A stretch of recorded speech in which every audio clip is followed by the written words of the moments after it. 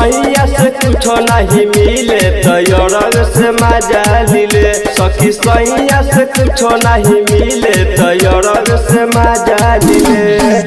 लीले हो लीले हो लीले हो लीले हो। सखी से दिया पछुए नहीं दिले तो यार से मजा लीले। सखी सैया से कुछो नहीं मिले तो यार से मजा लीले। Mixed by Anjit Raj.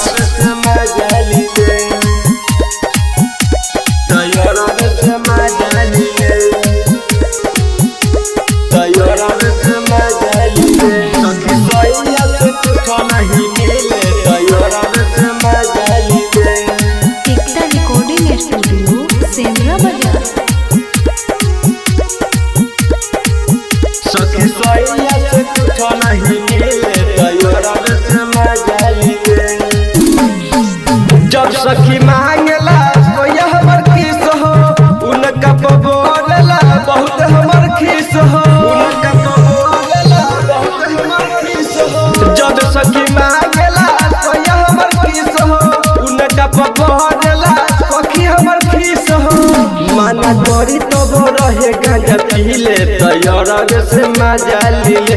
सखी सैया से कुछो नहीं मिले तो यार से मजा लीले। Mixed by Anjit Raj. तो यार से मजा लीले तो यार से मजा लीले तो यार से मजा लीले। सखी सैया से कुछो नहीं मिले तो यार से मजा लीले। एकता रिकॉर्डिंग स्टूडियो सेमरा बाजार।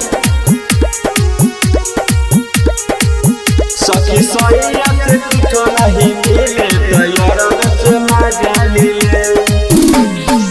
रंजित लौकुश के मानिलत बात हो, सैया अमीरी के जल के साथ हो, सैया अमीरी के जल के साथ हो।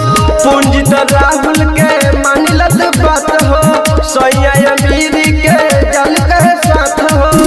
मजा मारे तो पलंग खूबे हिले तो यार से मजा लीले। सखी सैया से कुछो नहीं मिले तो यार से मजा लीले।